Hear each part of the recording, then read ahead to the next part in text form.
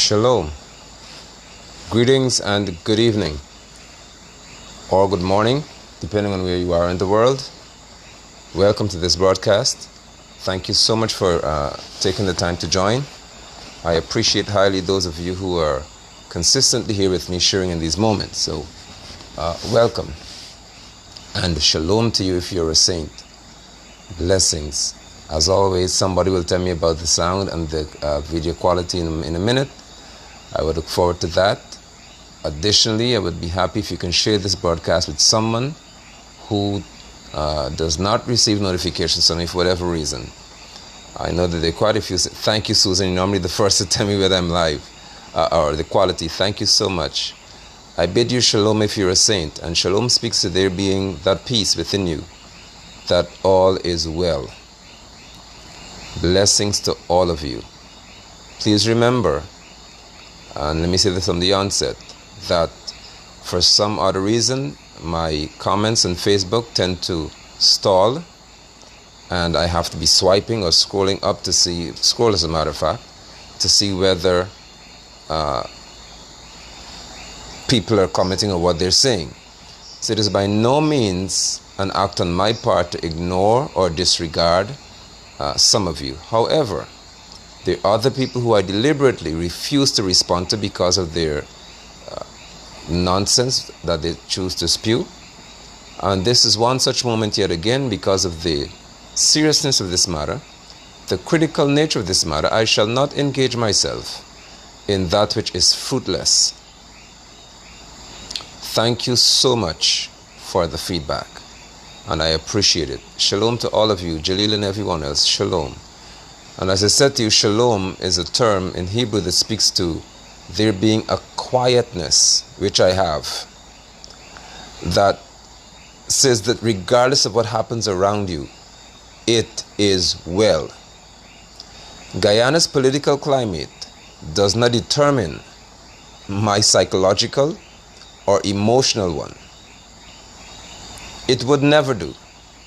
Sister Mish, so good to see you. Blessings and shalom.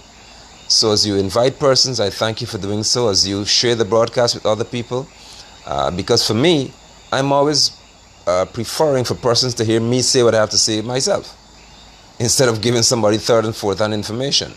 Let me begin by informing you that I noticed somebody named Lorna, I think it's Lorna McGowan. I don't know whether she's in Guyana, but this person is circulating a collage, a picture, a series of pictures with photographs with myself. I think it's Mark Benchcop. Theodore, good to see you. Mark Benchcop, a U.S. Congressperson, Rickford Burke, and others. And they're saying that if you desire to have fake news, then, or APNU fake news, we're the person you should listen to. Let me begin by saying this evening, if you know who Lorna is, advise her to remove my name and remove my person or my photo, my image from any such nonsense. I have never been and I shall never be anyone who speaks on behalf of any political party in this country. None of you. I've been saying it from the beginning, but some persons have got mental challenges. And I would like to help them before we get to them having legal challenges. I am in no way associated with APNU FC. I want nothing to do with the APNU FC coalition. I refuse to associate with the PPP Civic. I refuse to have anything to do with any political party in this country, because they have all proven to me that they are dishonest, they are disingenuous, and they have no intention of seeking to have what is in the best interest of Guyana delivered to Guyanese. Don't add me in your foolishness. Do not associate me with nonsense.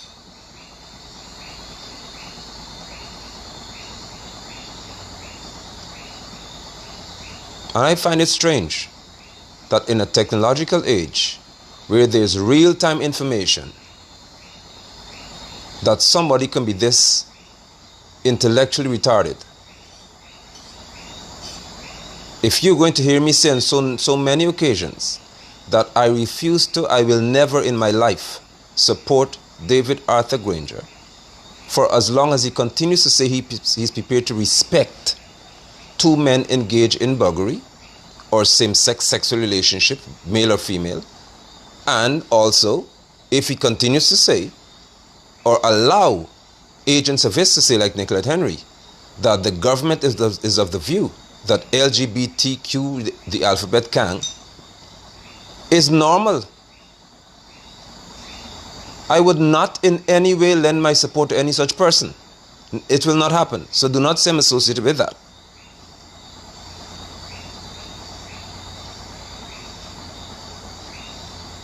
But some persons are just mentally challenged, so they cannot hear me say these things and understand what it means. What the issue is, and has always been and will always be, the issue is that I refuse to sit as a Guyanese taxpayer and allow persons within this country or outside of it to seek to dictate to me in a manner that is unlawful and entirely void of anything called decency. I am not going to sit and allow that to happen. And if that makes me an associate of APNUFC, then so be it. But I'm not going to sit back here and allow people to suggest remotely that it is absolutely okay for Guyanese to be held, or sensible Guyanese to be held to a position in which they have to accept garbage from people who should know better. I am not going to be associated with that.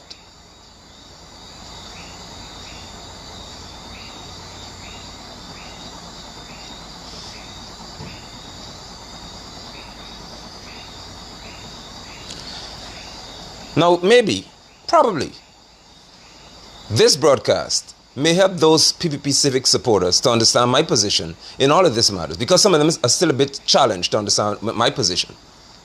Probably some APNUFC supporters will understand my position in all of this, because my position happens to be a position in which Yahweh's principles will always govern my actions. And I have seen too many people in the church who are eager to support an illegal, outrightly, totally wicked approach to this electoral process. And I'm not going to sit back here and see saints do that, because I'm telling you, saints, you are in for righteous judgment if you proceed down this path.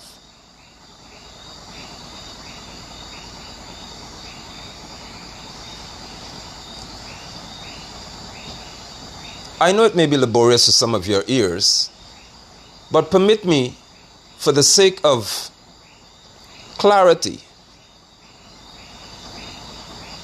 and reinforcement, to remind all of Guyana and those of you in the diaspora and whoever you are, to remind you carefully that in the first week of March, when the Mingo issue began to arise, and then the second weekend it became even worse, that I said to you all, this country is going to face some significant challenges. And you face challenges because it was obvious to me since then that the Guyana Elections Commission had no intention, none whatsoever, at the chairperson's level to follow what was lawful. None whatsoever. There were persons who felt that although the law dictated clearly, and that is the representation of the People Act, that the returning officer for any district has the authority to say who will be present in any room where a declaration or ascertaining of votes are to be made. That's the law. Persons felt that they had the right to just steamroll returning officers and do what they wanted at the GECOM's facility. But nobody saw that as being illegal, apparently, in the ABC nations. People saw that as a fight for democracy, not illegality.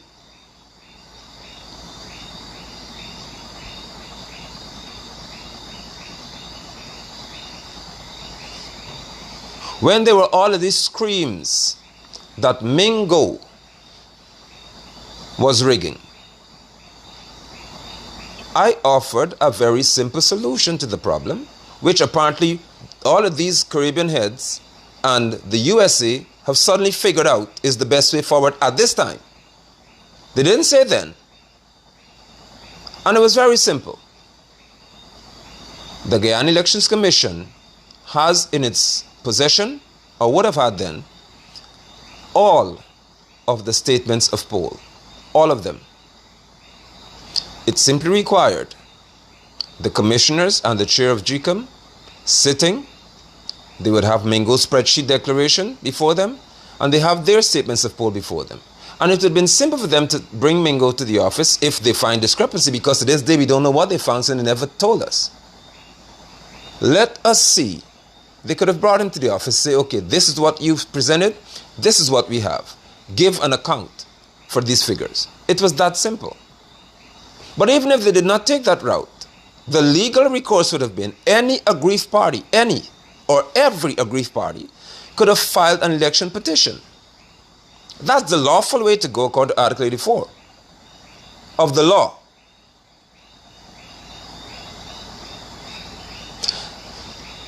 It seems as though Guyana has got, and permit me to take you a little further back. In 2017, when the president of this country in January said that he's prepared to respect, and some of you don't understand because I'm speaking to spiritual people to some extent here. If you don't have the spirit, I'm not speaking to you at this juncture. But when in 2017 January, when the president would have said that he's prepared to respect, and his wife said the same thing, any two adults who engage in same-sex sexual relationship, which means buggery if you're men and lesbianism if you're female.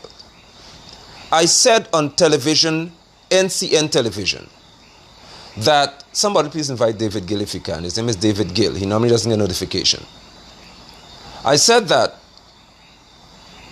since then, Mr. President, you have made a pledge to this country that you shall uphold the Constitution of Guyana. That's what you said. However, while the Constitution and an arm of it being the Criminal Offences Act, Article 351 to 354, speaks pellucidly to buggery being deemed a crime worthy of life imprisonment.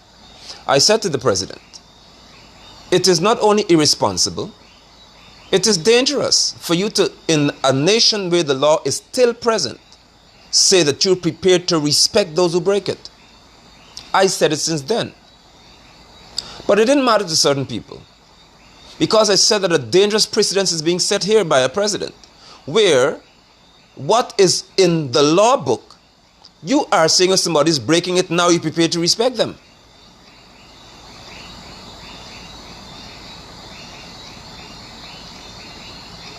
I said it since 2017, and I was taken off the air because it was deemed too political.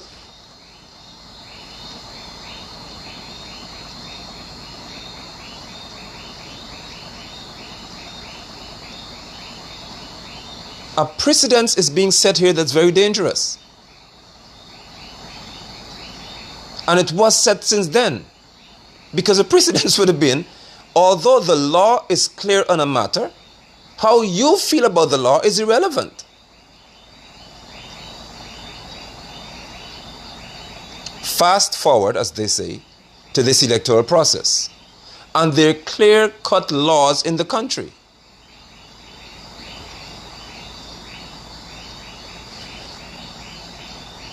Where are we? Guyana is actually functioning in a state right now where it has absolutely nothing called a law regarding election. Nothing. Forget it.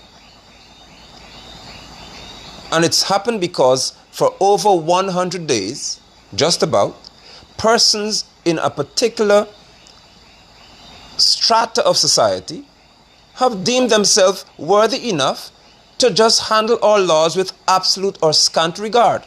This is disturbing, and this is absolutely disgusting.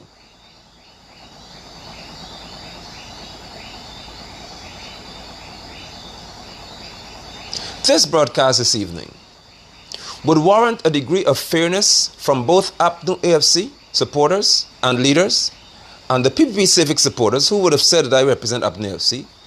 You will all, and I know you cannot do it, you will all be required, even if it's in your quiet moment, you'll be required to have a conversation with yourself as to what you would genuinely be prepared to accept.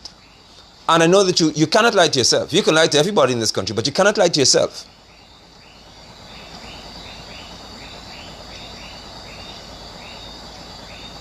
Let us remember, please, before I ask you the question, because I'm preparing you for the questions I'll ask of you.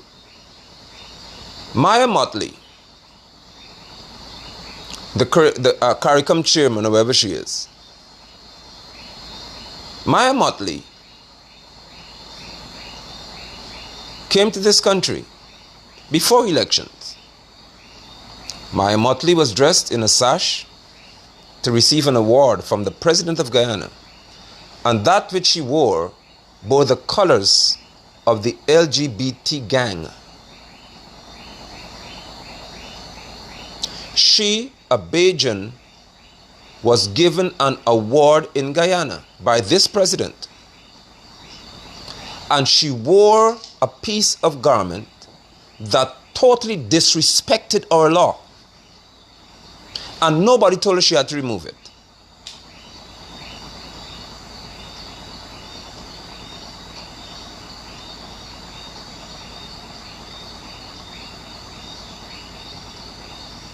Now, the same person who was awarded and highly esteemed by this president has turned around and is absolutely annihilating our law and any regard for our sovereignty, because she appears to be a big sister or mother or whatever she is or deems herself to be, who has the authority to speak to Guyana before a Caribbean Court of Justice even attempts to do so.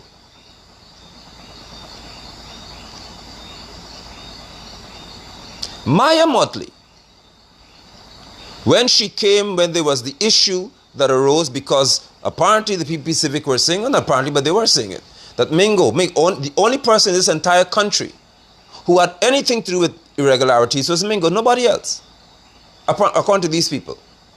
So Mingo is the one who's guilty. And I would never defend him, because I said it on the weekend, I'll say it to you again. I'm still waiting for any APNU AFC official to tell me how they can accept, or how they have arrived at accepting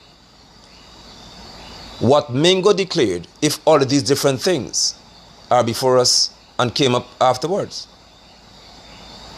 Unless Mingo would have searched all these ballot boxes of the East Coast and all these different places and decided beforehand he's going to throw figures out there at you. So when Maya Motley came, she never once, being a legal mind, I think she's a Queen's Counsel now, so she's an attorney, she understands law. Maya Motley never once suggested in early March that the PPP Civic or APNU AFC's coalition should accept whatever the GECOM chair declares, then head to an election petition. She never did it. She never cited the law, which she knew in March. Just like Claudette Singh. Neither of these two people chose to cite the law.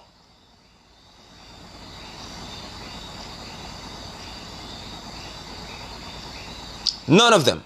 This is the Guyana we're dealing with now, because we had a precedent set. So don't be mad at me, be mad at your leader, who, although a law was present, said he's prepared to respect people while they break it.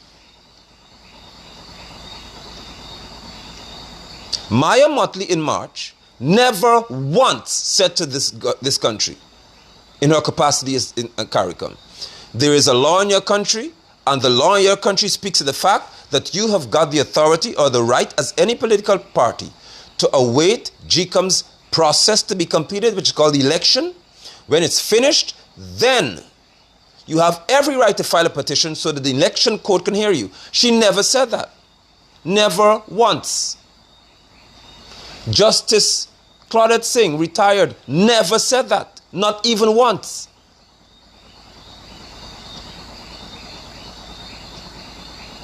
Never.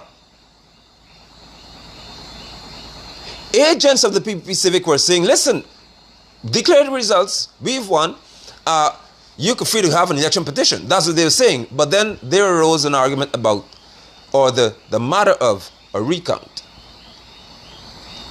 And when we got to this recount, my Motley said that the president, if your language is foul, you're off my broadcast. So the first one to go is Kamala Arnold. You're not speaking to me here. Because some you need to be reined in and trained that if you fell from a coconut tree, you ain't falling from one on my page. If your mother and your father never taught you manners, you would learn it on my page.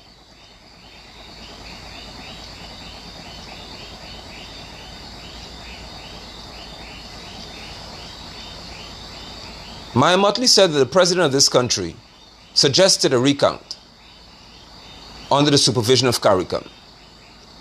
Yet again, I don't know who advises the president, because he made a suggestion that was beyond the ambit of law. There was no legal guidance for the president to suggest anything called a recount. It never existed. It still does not exist.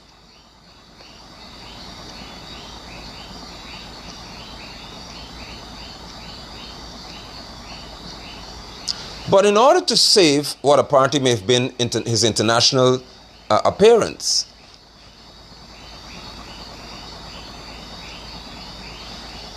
he made a suggestion that had with it absolutely no legal support. None. While we have an attorney general or minister of legal affairs, a president makes a suggestion that carries absolutely no legal support. If you venture into an environment where there is absolutely no law to support you, then what do you think will happen to you if you're a leader of a country or a people?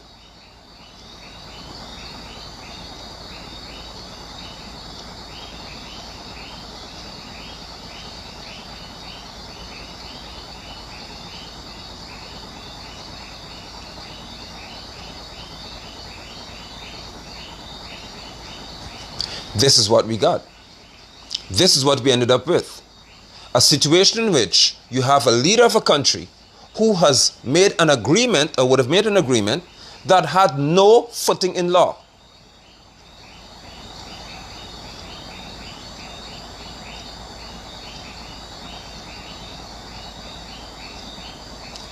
But GECOM, the Guyana Elections Commission, through the chair,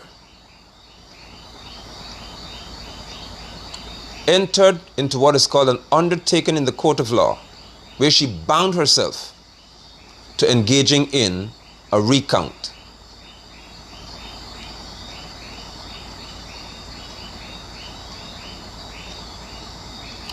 What do you think happened next? There was no law even to support what Claudette Singh suggested or agreed to. None. This is what I want Guyanese to hear right now. GECOM at that point, the Guyana Elections Commission at that moment, discovered that they have so much power that they could make laws in Guyana. Now let me help you with this. The legislator of this country is Parliament. That's where laws are made. That's why you have to be careful about who you put your finger in to support. The judiciary is the court. They're the courts of law, where they interpret laws made by the legislature.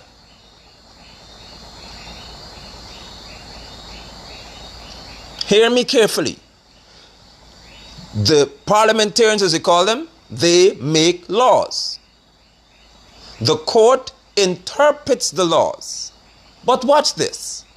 GECOM at that forum with this recount business found out that they have the power to also make law.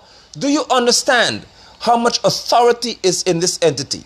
That they could make laws that don't exist in this country in order to solve a problem in election. Chew on that for a second. And let me show you whether they could tell me, maybe they could tell you. But let me see if they could tell me whether they have any ability or now the inability to simply say this vote is valid, that vote is not valid. This ballot is accepted, this one is not acceptable. If you have the power to make laws, how you don't have the power to regard or to assess that which is legally required in your own law?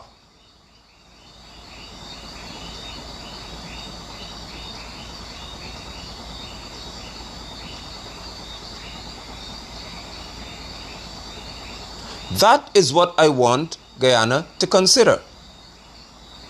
What is called a gazette is when something becomes a law. A gazetted order was issued by GECOM.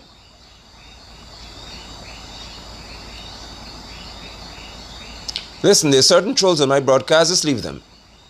Because stupid people always need a room to vent in. If there's the one they choose to vent in, as long as they don't be using foul language or my obscene language, you're okay. Let them just vent the idiocy and show themselves to be exhibited publicly. That's fine. But if your language goes off the cliff, you're gone.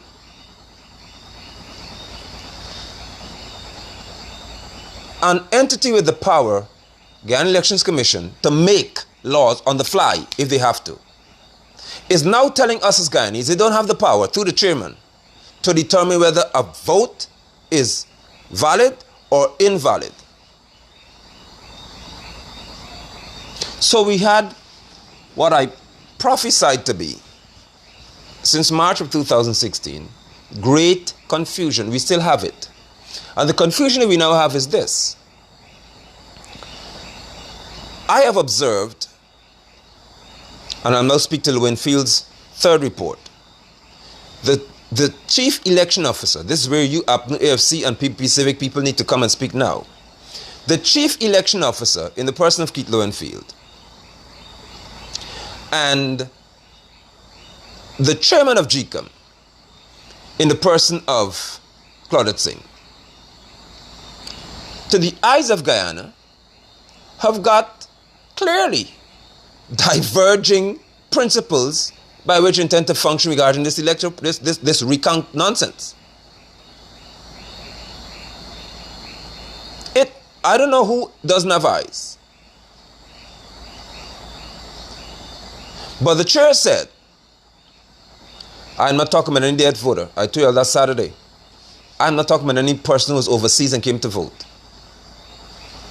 I'm speaking to matters that GECOM admitted. The Guyana Elections Commission admitted to the fact or the truth that there were many ballot boxes with absolutely no legally required what are called statutory documents. I didn't say that. The chairman of GECOM admitted to it.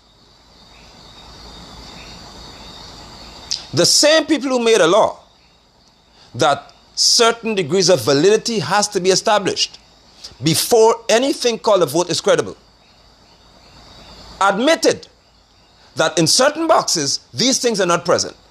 So at the Guyana Elections Commission level, they have no power to validate the identity of a voter, or that this person, 10 people match this number of ballot issues and all of that.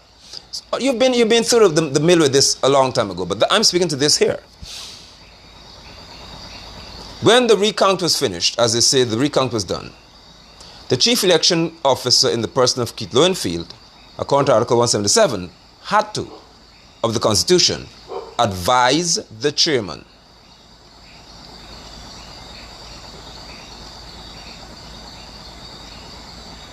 That is his job. Advise here doesn't mean, I think you should do this. It speaks to him giving her the figures to work with so she would not speak in an uninformed manner. That's all it means. It's not a suggestion he's making. So generally speaking, throughout Guyana's electoral history, the chairman of GECOM would be advised by the CEO, so they would not speak from the head.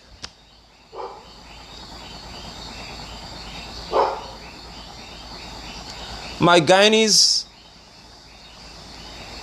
or you say countrymen and women, Keith Lowenfield arrived at a tabulation or a report that gave the first one was given to chairman. Nobody knew about it.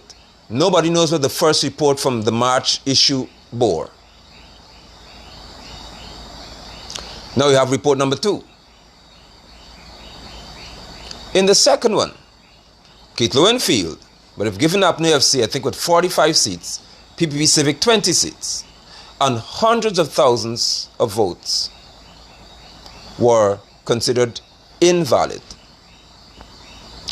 not credible by the CEO. Okay, well, maybe he would have used the report, which he should have, the observation report to arrive at his conclusion. This is my issue.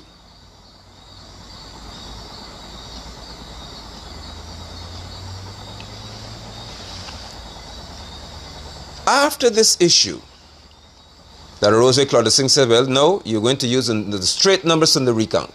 You're not using anything from observation report in essence. Just go by the numbers we have. This is the same person who had said that they will look into these ballot box issues later. Now she's saying she's not looking into anything. Whoever loses can go to the court and file a petition if they want. Just give me the numbers. That is not what the gazetted order said, by the way. And I get happy when I see persons void of common sense, because what it does is it confirms many things to me, which is, number one, why I will never vote in this country called Guyana. Not me. Not for these people. Because if I am in a country whereby politicians are okay with people being as ignorant as some of you trolls and cronies on this page, I'm not voting for any one of y'all. For a leader of a country to be this okay with so many ignorant people around him, you people are dangerous to yourselves.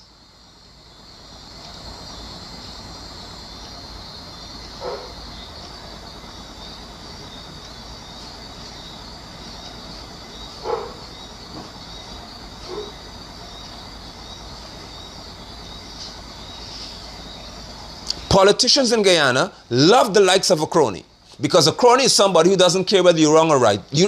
That's it. Whatever you say, that's it. Something as simple as saying that GECOM admitted that there are numerous boxes with absolutely no statutory document in it. These people said it's a lie. That's the degree of idiocy that you have before you in this country that politicians are thriving on.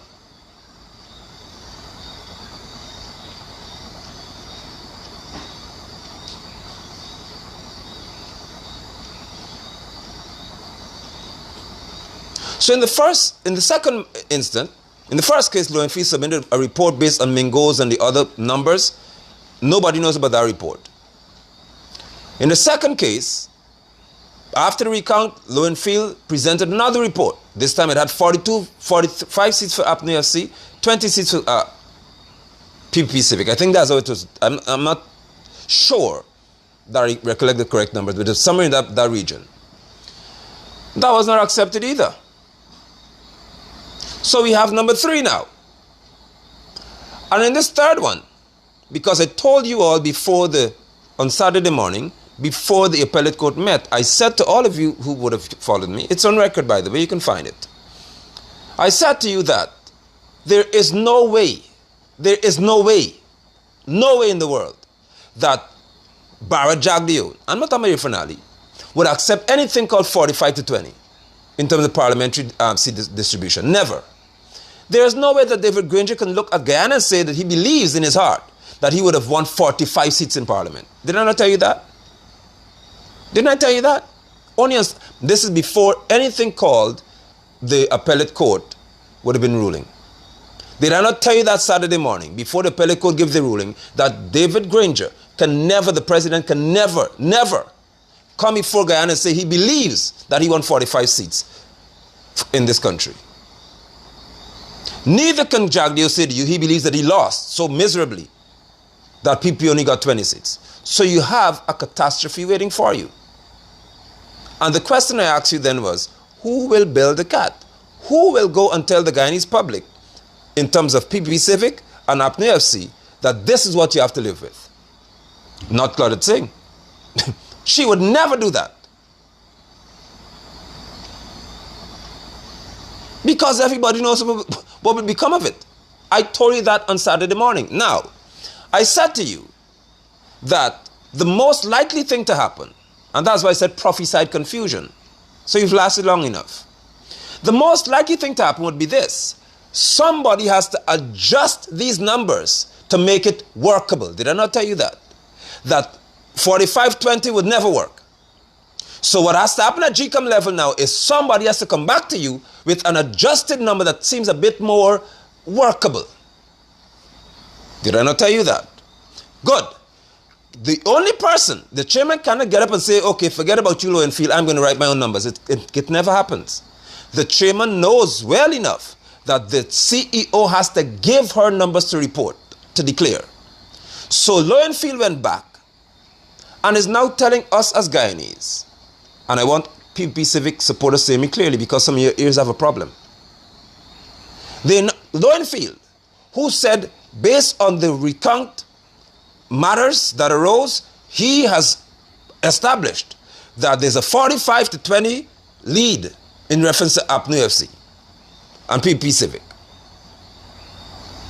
The same person, after this matter on Saturday, is telling Guyanese that he's made another adjustment. This time, the APNU FC has 33 seats, PPP Civic has 32 or 31, and the combined parties have 1. Now I want you to tell me as Guyanese, now I'm going to ask APNU FC to talk to me. If you were in opposition, would you accept a chief election officer making 2 so far totally different presentations to you of a vote in terms of parliamentary seat distribution? Be honest. Don't lie to yourself. Because fairness is always established when you switch roles and see if you're prepared to live by it. Are you prepared to tell me that at APNU AFC's holy level, if you were in opposition, you would accept losing in this manner?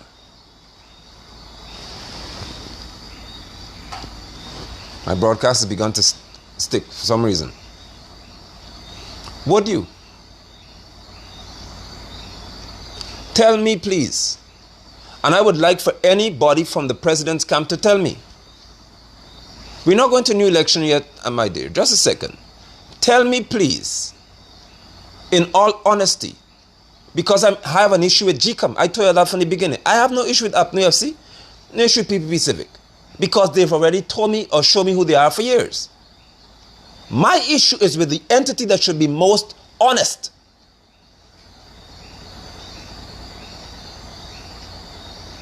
And apolitical.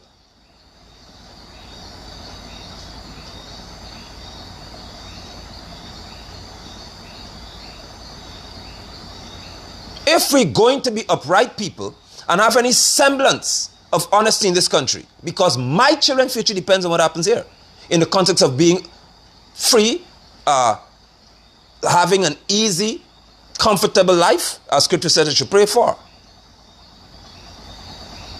Their well-being and their ease of living is tied into the nature of their environment. I would not be a father who's quiet while my children are living in a hostile environment. I am asking you to tell me if you are going to be honest and you saved ones who praying every day for Jesus to do something, and he apparently can't answer you.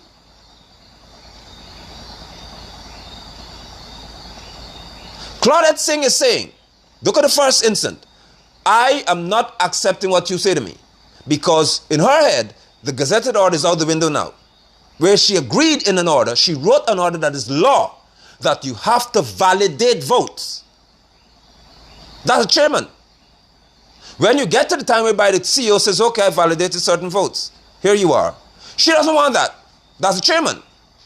The CEO is saying, okay, you don't want that. Now here's another set of numbers to work with. Because at the end of the day, I'm giving you what I want to say is valid.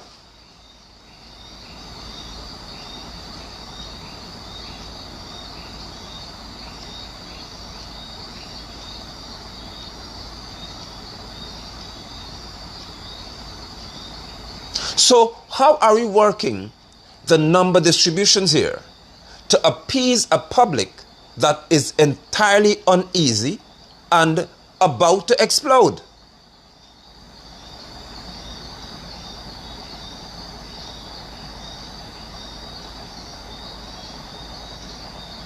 How can the two most senior people in the Guyana Election Commission function in this manner, and nobody seems to have, in terms of the general population, the will to say enough is enough?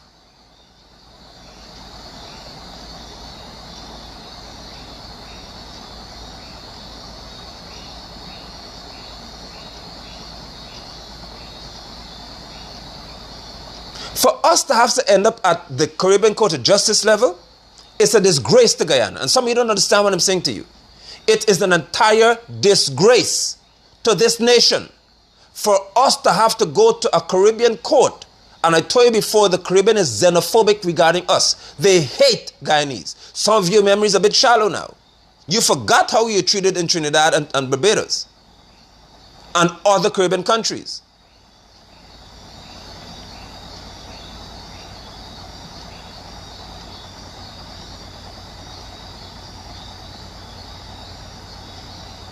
How can you have a situation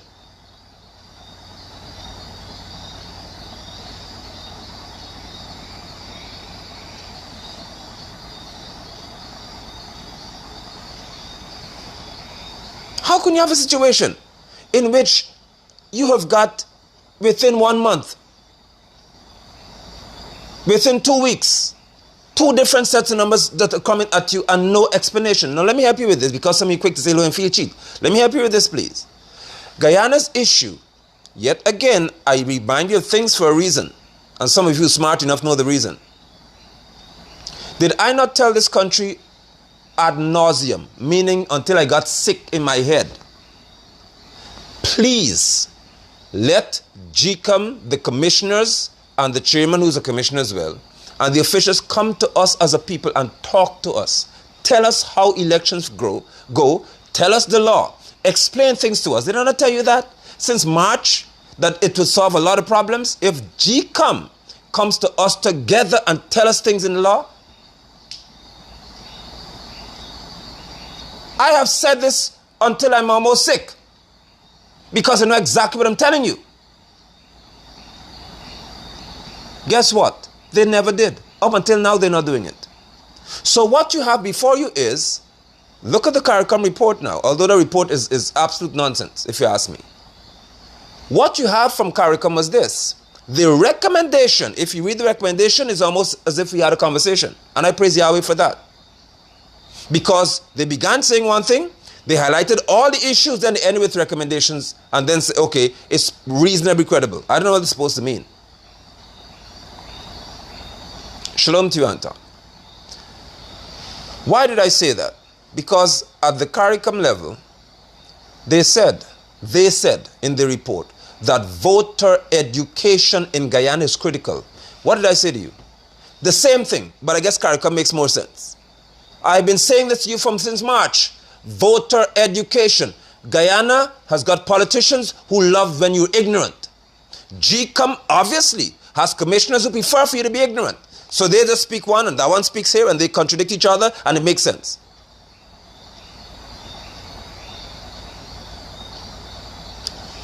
If Mr. Keith Lowenfield could come to the people of Guyana and teach the people of Guyana how he arrived at the numbers, it may make sense to some people. I'm not talking to cronies, because cronies will never accept anything.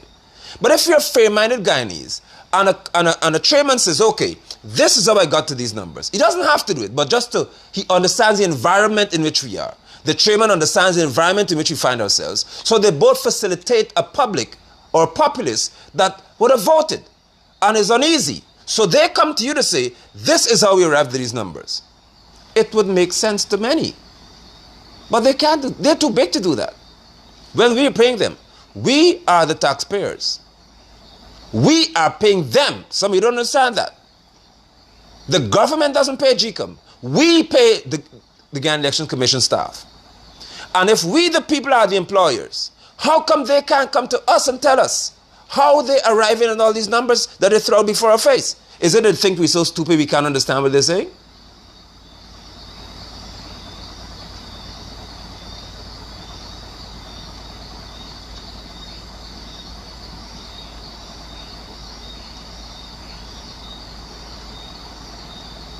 Come to the people and tell us exactly. I'm not saying that you cheated. I don't bear false witness to being. I have never. I do not do that nonsense. I don't get up on anything and act as though, oh, Lowenfield doing. I don't have time for nonsense. I'm saying to you, even with Mingo's situation, I said it repeatedly.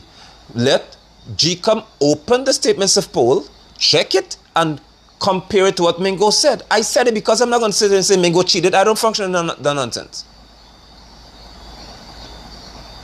In like manner, now at this stage, we've gone past all the rest, all these different statements of poll story. Now you have numbers to present to the people. Mr. Lowenfield, Madam Chair, you can come to us and explain simple mathematics apparently to us. Hey, this is how we arrive at this number.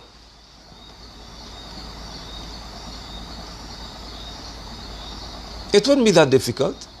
It shouldn't be that difficult. But this country doesn't have people in certain positions who respect other people in certain positions. We've got a situation in this country in which certain people believe that they have the right to just tell you anything, you have to accept it. Because the life of Guyana is in political parties' hands. Really? That's what you're going to do as Guyanese people? For all your life? You're going to sit back and allow this to happen to you?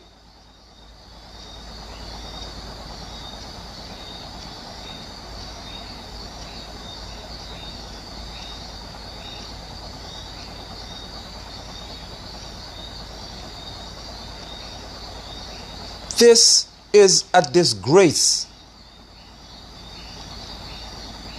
Now the same I am Motley as I proceed, because I will wait patiently to hear Lowenfield's explanation through somebody as to how he can adjust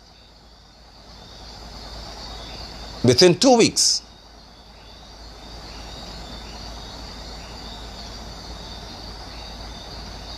that which is presented to us without anybody knowing or being educated as to how he arrived at these things.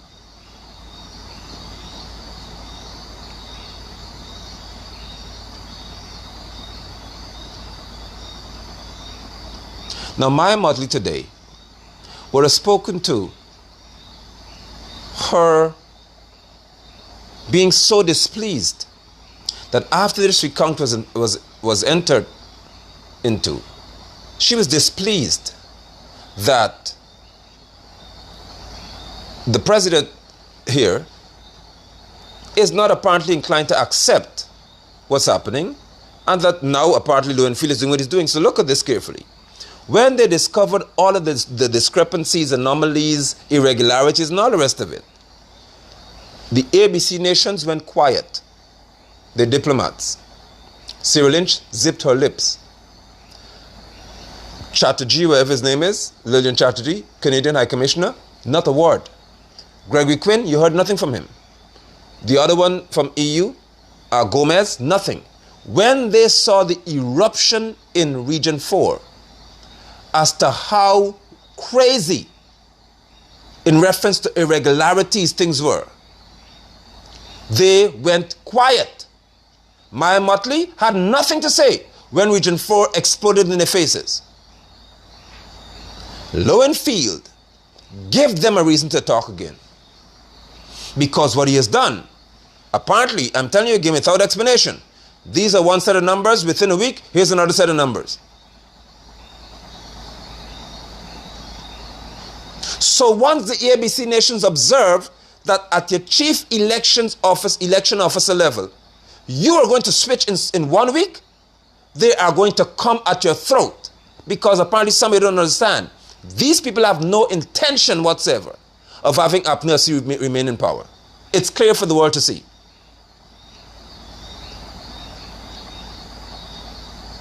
None.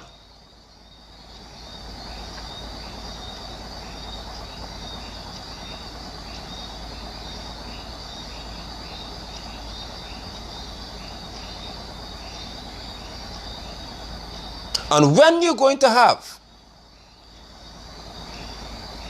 a situation in which the ABC nations were quiet throughout the Region 4 explosion, when they saw how many boxes were tampered with and documents missing, they couldn't talk, because they knew that that is glaring fraud on somebody's behalf.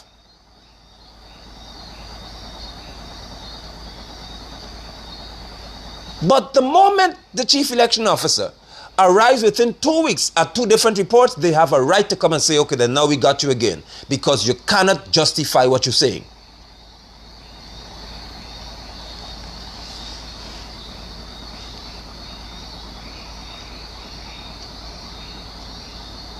The international, somebody's asked if I'm saying that the international community is biased. I'm not saying it, they're showing it. Because no one from the international community, not one of them, in March said there's something called a petition that you can file once all of this is over. None of them said it. They all forced a recount and sought to compel this country to do what they wanted. Cyril Lynch was with Gordon Mosey and said it because she's of the view that the Carter Center knows laws and they have people who are experts and they know more than us. Imagine that. Can any one of us go to America and say in November we know your law better than you, so we can oversee your election?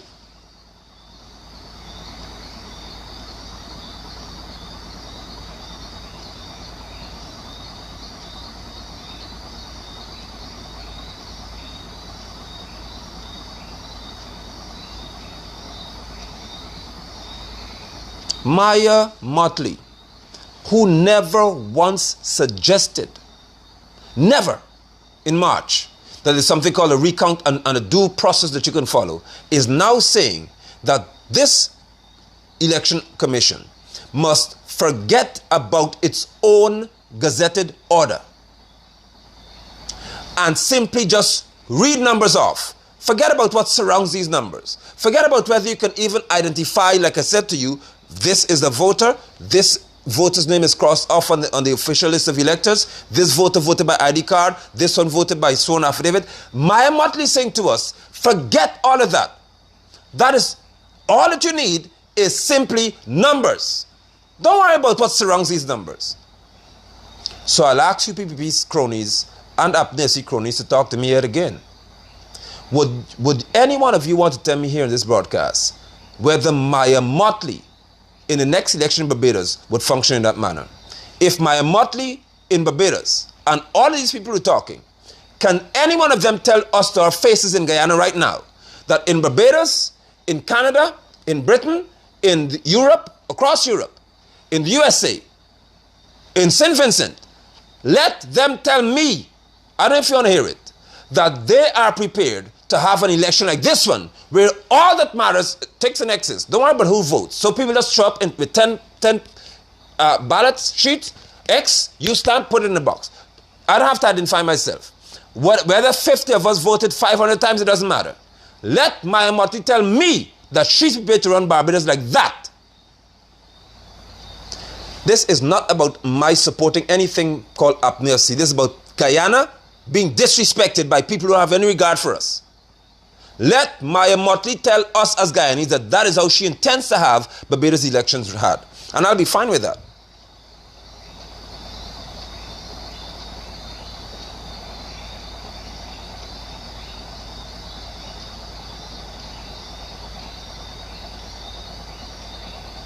Let her tell me that.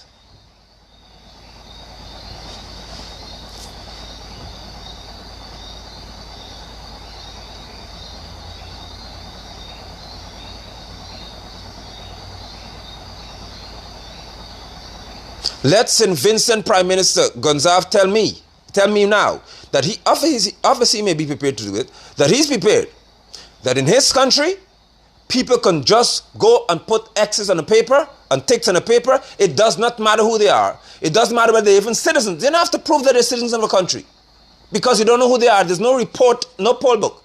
So all you have in boxes are just papers and you count them. Let them tell me that's how their country is run.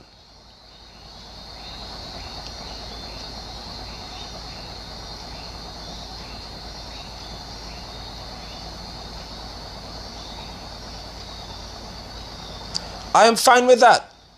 I have no issue with it if they could tell me that that's exactly how their country functions.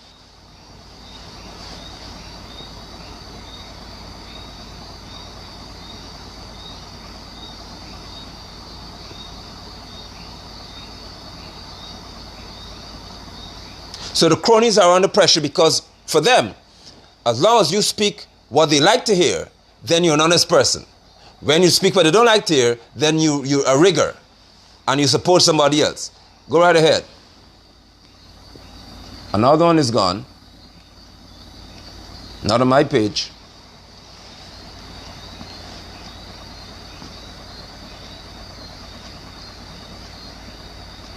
So the ABCE nations are also telling us as the people in this country that their country must be run like this election right here. Their elections must be had like this one right here, where you have absolutely no way of identifying whether persons did this simple act once with the indelible ink, or whether they were allowed to go 3, 4, 5, 6, 7, 8, 9 times, then they put a finger in the ink. We have no record. There's no record of complaint in a polling book because you can't find some in the poll books. And they must tell me whether their countries function in this same manner. That's what I'm asking them to do.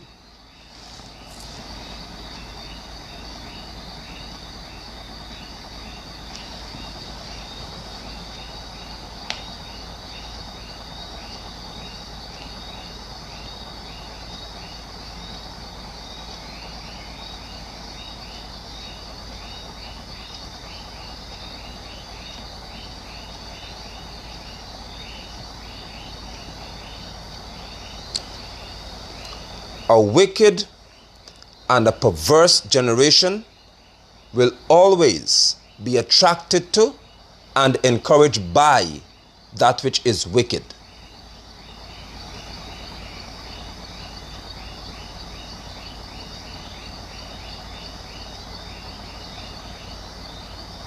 So I'll speak to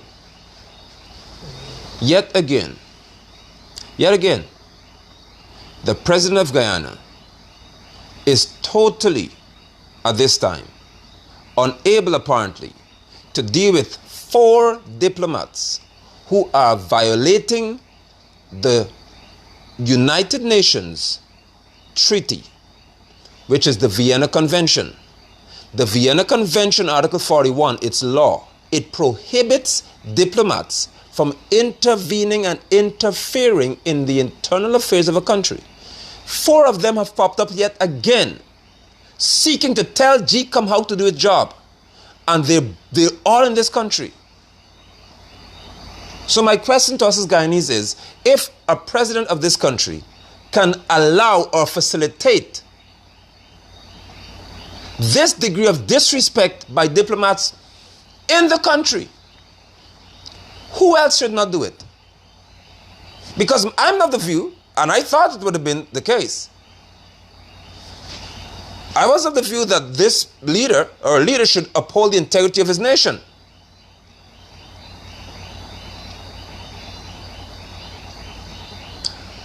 These people told the president, hold an election now, name a date immediately. That's in 2019. He didn't expel them when they sought to instruct a president as to when he must hold an election. Sarah Lynch came back and began to interfere in the election process, so much so that she felt that she had the authority to tell this president who must come here to observe the election. He didn't expel her. Now with Keith Lowenfield's numbers, they've resurfaced, telling him again, accept only what the recount numbers are, nothing else. Yet again,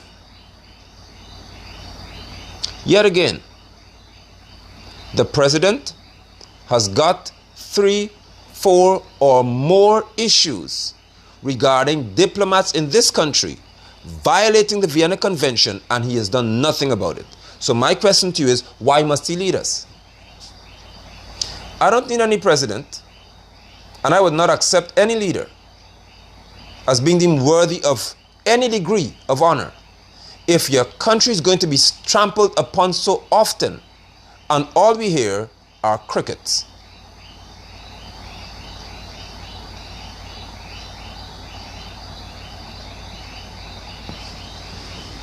You're gone.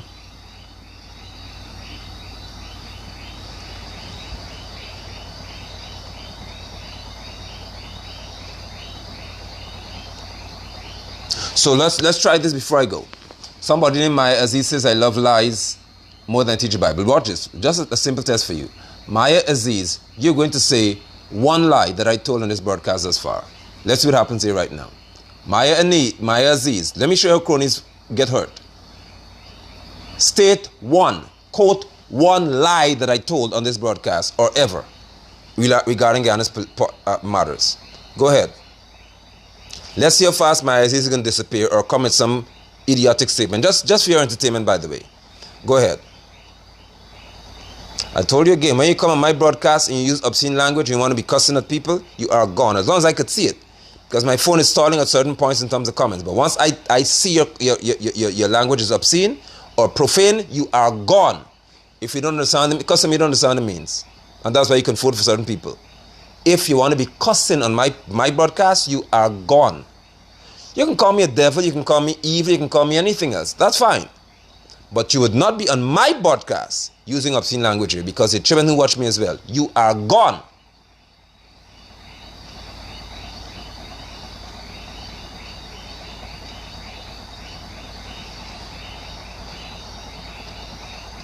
So now let me ask you the final question before I leave. While we wait for Aziz to tell me what I said is a lie. See the person can't say anything yet? Let's wait. That's how you deal with trolls. Is the PPP Civic prepared to accept? Now remember I told you what fairness is. So I asked you already. Is APNU AFC okay if they were on the other side? If they were in opposition? Would they have been comfortable with a chief election officer adjusting figures and present it to them without explanation? You said no, because that's the truth. Okay, good. Now, here's my question for you, PPP Civic supporters. Would you be okay? Would you be fine? I mean, absolutely okay. If they'd open boxes in certain APNU AFC strongholds and you discovered that thousands of votes cannot be validated legally and you lost, would you accept that? Would you have said, just the numbers work for us, nothing else? Would you have accepted PPP Civic if they'd opened ballots, when you went to this recount, they opened boxes and discovered that APNU AFC would have won by 15,000 votes and you cannot validate thousands upon thousands of ballots? Would you have been okay to say, okay, yes, APNU have won?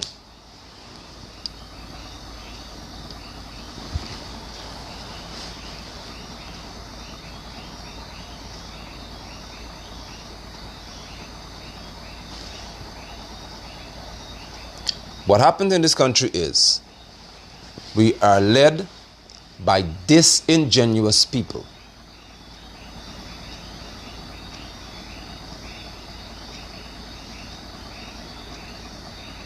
And saints in the church are okay with it. Some of you. Whenever you have a win at all cost, leader, don't trust them. They're going to make you end up in some serious trouble down the road. Because if ever this is allowed to go by, right here, somebody spoke to whether they should have another election, the rest of it. If you allow this to go by right here, where this country is forced, because some are looking as if Granger is forced. There's another Granger here. If Guyana is forced to accept a situation in which all that matters in an election are ticks and X's, you are in serious trouble down the road.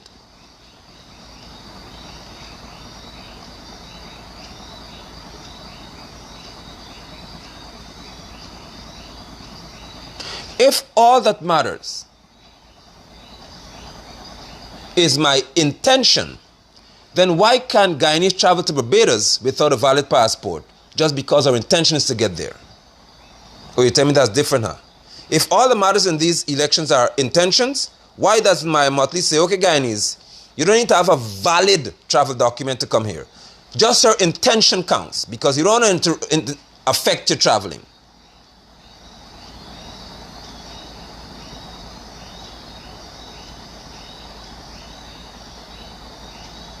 And if you're going to, you see, I haven't seen the person yet. I'm waiting for them to tell me one lie that I told in this broadcast or anyone regarding these processes. When you have a society that is comforted and comfortable with dishonesty, you are going to reap a harvest of destruction in the future.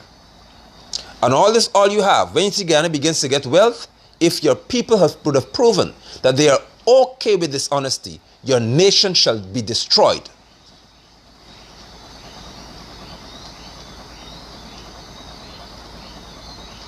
I am not okay with dishonesty.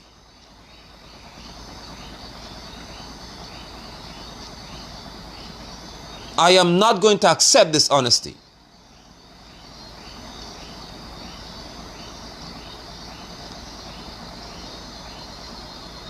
When you go to the US Embassy for an interview, before you even get there, they have so many things you have to give them to prove who you are. But Sarah Lynch is okay with us having voters who can just go and vote without proving who they are. Just numbers.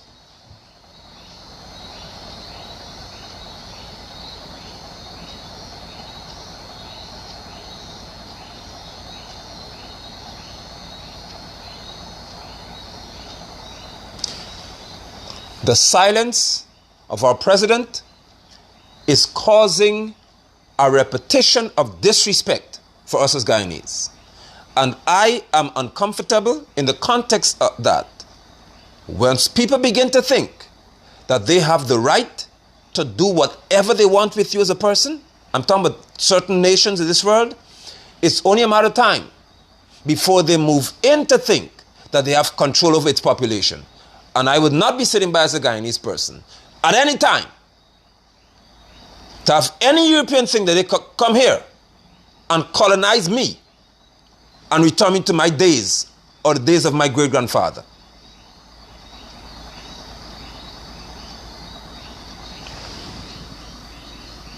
Troy Jag, was it?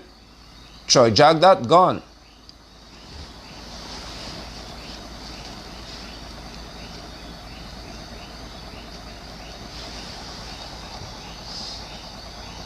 I am not going to be a father who is going to allow his children to experience anything remotely close to anybody thinking that they could come here to our country and just shove their superior mentality on us. Not here.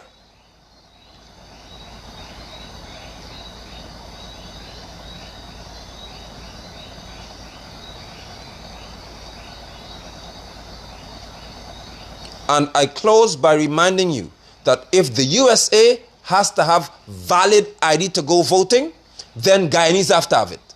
If the USA have to have valid and proof, valid IDs, proof of identity, proof of where you are, proof of where you live, proof that you're a citizen, and all that before you can vote, Guyanese must do it.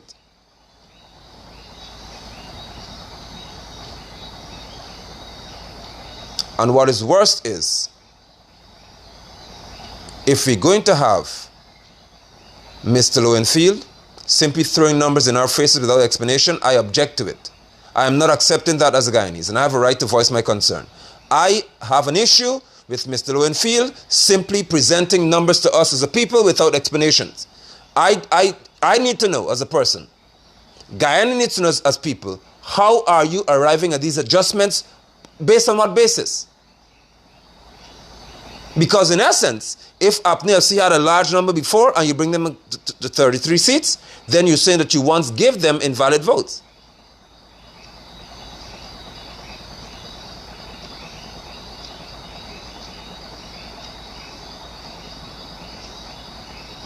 My closing remark to you is, Guyanese, all of you, if your mind is that of a righteous person or a decent person, you may be happy now that the party that you've endorsed benefits in whatever way, whatever comes of this. But I can tell you something. If what you accept now is such a glaring and dishonest act, I can promise you that it sets a benchmark for your country to be destroyed. Because you will have a group of people in this land who are of the view that they have the right to simply do things because they have the power to do it.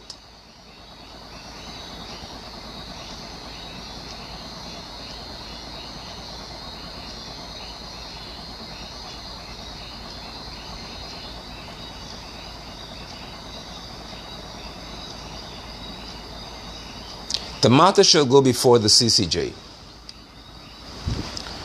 And at the Caribbean Court of Justice, at their level, what they're going to do is interpret whether they have authority to rule on a particular matter. Let me help you with what will happen. I told you already that the law is interpreted by judges. The CCJ would have rescued Guyana from some catastrophic events in the past. For example, the infamous mathematics, and maybe some EPP cronies could listen to carefully as well, in which there's an argument that if you have 65 people in a room, 33 is not the absolute majority. It took millions of Guyana dollars, tens of airplane tickets bought to travel to the CCJ for something that simple to be established.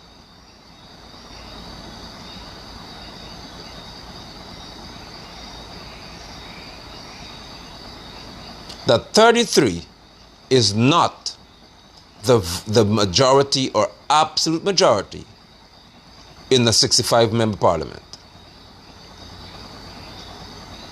That's when we began to lose a lot of respect around the world. Because people realize that you have to be a special class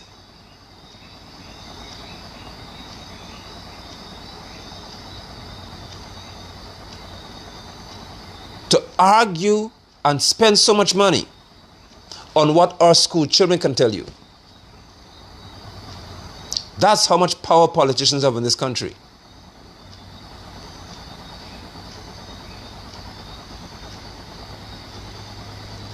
That you can't sit and just accept the fact that if there are 65 of us in a room, and 33 say yes, and 32 say no, then 33 is greater than 32. No, you suddenly had half people and half add up and round up and round up. And all kinds of garbage you heard from people who just wanted power.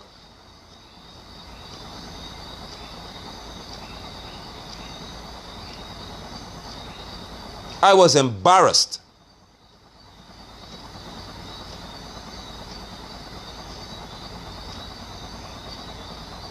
And from then people realized that this country is going down a slope that will be facilitated by dishonest people.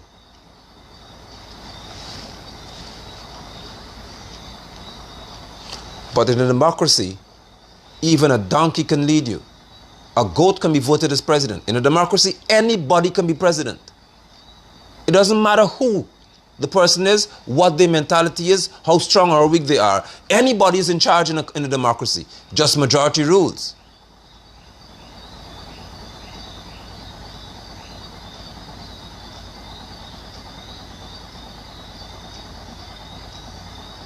And somebody's here to argue yet again that you've got an argument to support that if 65 people are in parliament and 33 vote yes, and or no, or whatever you want to say, and 32 say yes, whatever it is, that is not the absolute majority, because you have to find a half person. You don't have a half person, so you have to round up and round up and round up. This is the height of foolishness. Your meandering doesn't work here with me.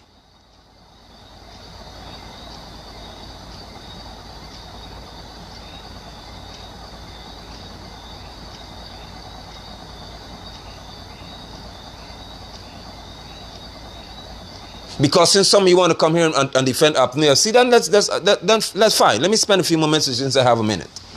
Okay, so we have. So remember now, you want to argue with me and say that you have to round up and round up. The person who came and made the comment. Fine. You have 3 judges in a room then. 3 judges. 3 judges are going to make a decision. Since you don't round up and round up. Since you want to give me a round up nonsense. 1, 2 would have voted yes. 1 voted no. How do you round up? Where do you find another one to round up from? Since you want to come into round up argument, if there are 3 judges in a room to vote, and 2 is not the absolute majority in the case of 3, where are you finding another person to round up the half one from? So now you're going to tell me that you in larger numbers than in 20. Math doesn't work like that. Mathematics doesn't work in that manner. And I hate maths. But I can't be that crazy.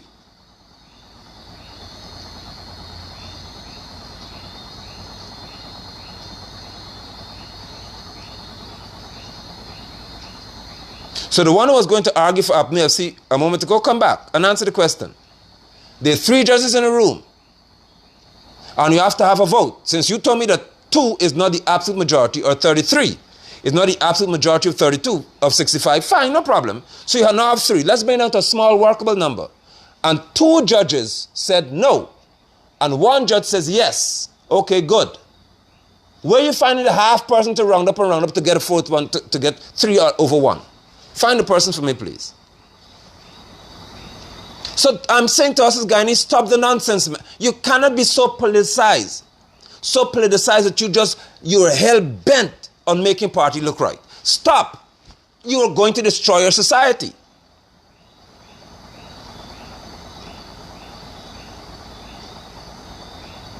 Be honest with each other, because the politicians are not honest with you. Be truthful to each other, because the politicians are not truthful to you. And now I've seen that GECOM is not truthful to you either.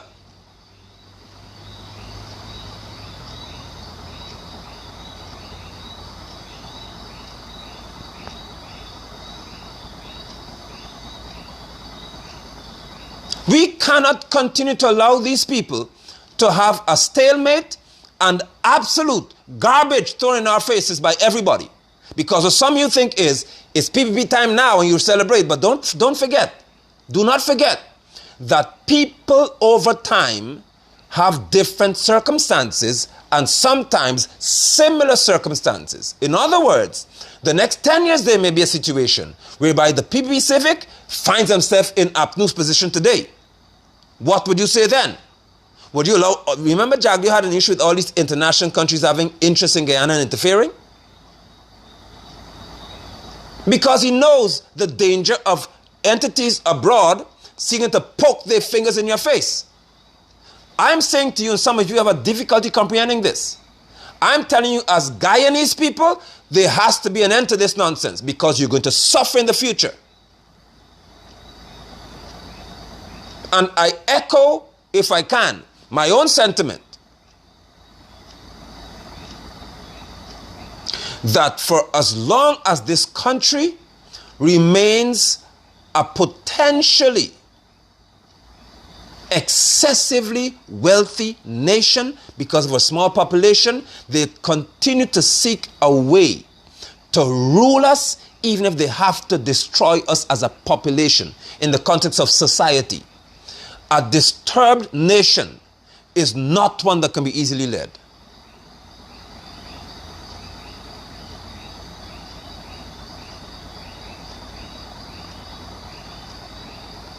They want us to have a problem that they will have to come in to solve. And some of you playing right into their game because these politicians are not going to sit back and accept anything. Their intention is to never accept anything. Because let me take you further with this. Anybody in this government, anybody in this country, PPP or APNFC, I'm talking about politicians, they know that this election is the most crucial of any in this country's history. I told the people that on the 1st of March. Before anyone of you went to vote, I said it, it's on Facebook. This is the most significant of any election you can have. Why? Because this election is being had when oil has begun to be pumped out of the ground. This is just the initial phase. In the next 4 to 5 years is when the true potency of oil wealth will hit Guyana. Whoever is in power in this cycle right here knows that they have so much money to work with that they wouldn't lose another election easily because they'll be giving people so much money in reference to benefits and everything else that you wouldn't want to vote them out. They know it. This is the most crucial election in Guyana's history. Whoever's in power now, by the next 4 years, you would have done so much for people that they don't want you to leave. That's what this is about. And politicians are prepared to die rather than give anybody else a chance to lead into 2025. That's what this is. Just know what it's about. That's what this is about. So you can support their foolishness and see that your whole country gets into trouble. That is what this is about. Nobody could let this thing go right now.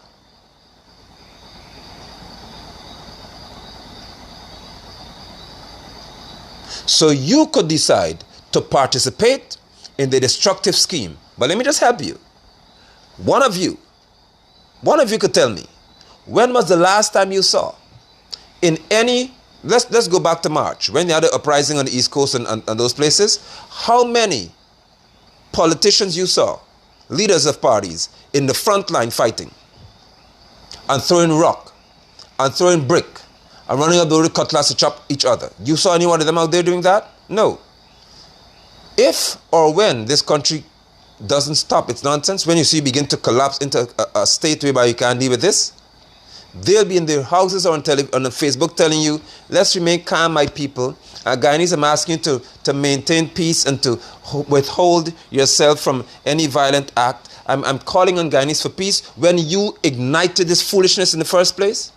Keep playing with them. Keep playing with them. You are going to put your life on the line for these people. They still reap benefits. If you make a mistake and throw a rock in one of these politicians' head, regardless of which party you're from, you have to pay as a taxpayer for them to get on a plane if it's a former president or prime minister or minister. You have to pay as a taxpayer for them to get on a plane and go to a hospital of their choice in the US if they want to for medical attention. When your head gets burst, you have to find money to fix yourself or go to Georgetown Hospital and wait. Play with these people. You keep playing with them.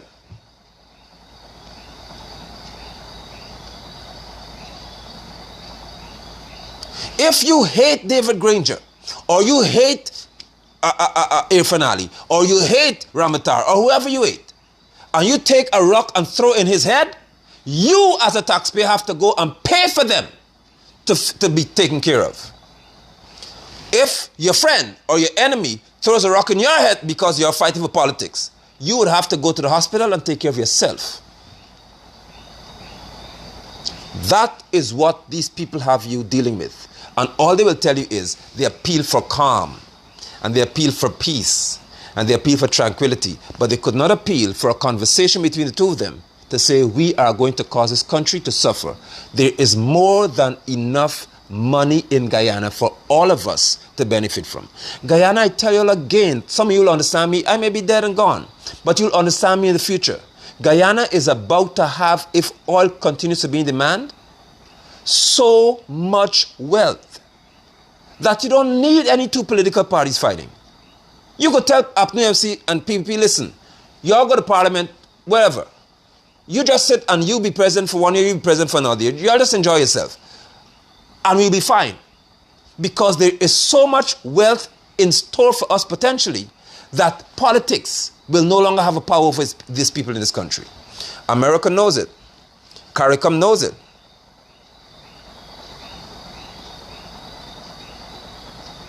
They all know it, which is why they want to be in power before it gets there.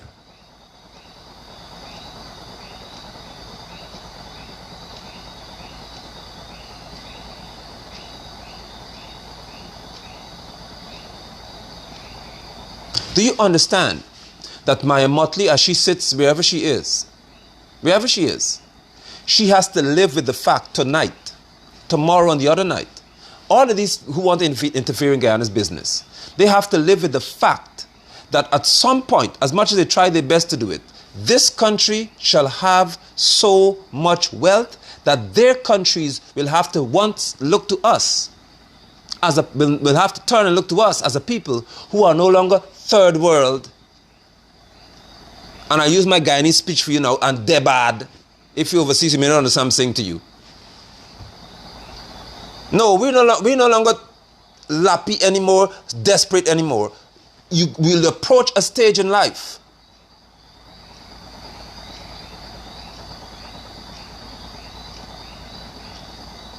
in which these same people in CARICOM will have to look to Guyana for help.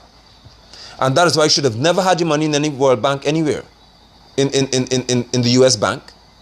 It should have been here, because they will have to look to us. When tourism crashes, they have to come to us for help.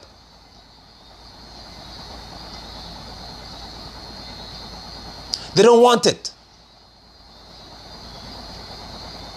CARICOM will never accept Guyana becoming the most dominant financial entity in this region, because they treated us like garbage for too long. They can't live with the thought.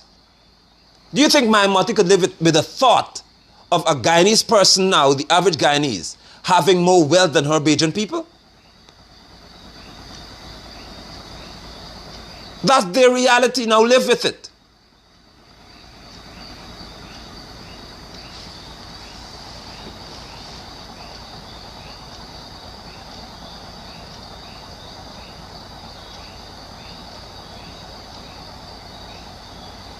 Somebody asked her about Papua New Guinea. There you go. What do you say happened to Papua New Guinea? Exxon got into that place and funded the president and his son. They are the wealthiest set of people you can think about. But what has happened to the people? Politicians are dangerous people. Don't play with these people here.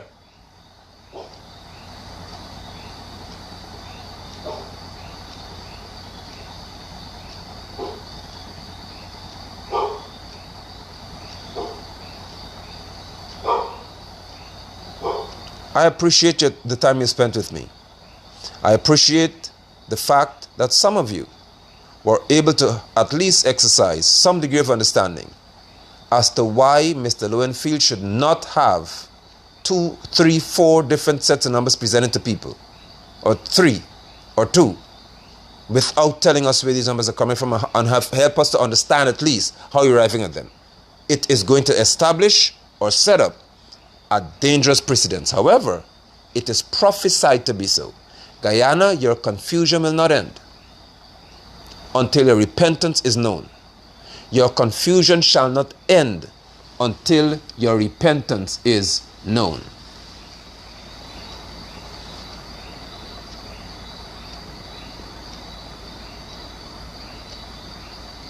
And I appreciate your time.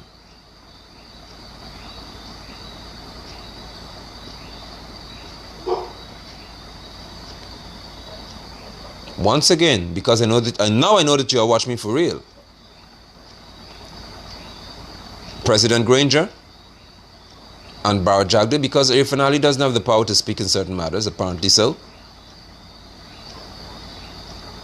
You may have what you desire, which is leadership, but you would not have what you could live with, which is catastrophe. Be careful as to the way forward.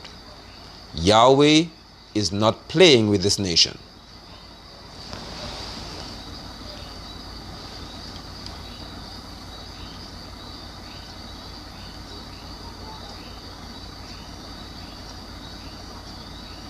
Thank you so much, Daddy.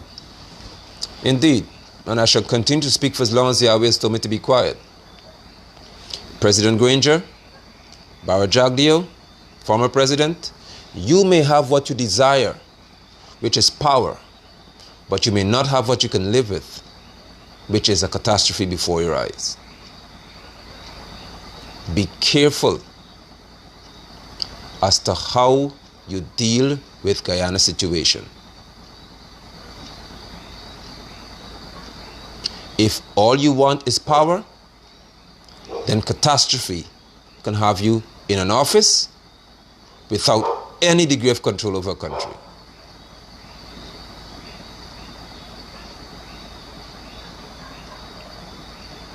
Yahweh is not playing with Guyana, because what some of you are not seeing is there are a group of Christians who are hell-bent, going to the end of the world to prove that I'm wrong. And every time they think they got victory being to shout, Yahweh does something and show you that you don't have anything. What you have is a wicked mind, because you intend to show me that your Jesus works. Well, Yeshua has been winning so far, and I didn't have to call him every day to ask him anything. So keep playing. Shalom. Let's see what becomes of this.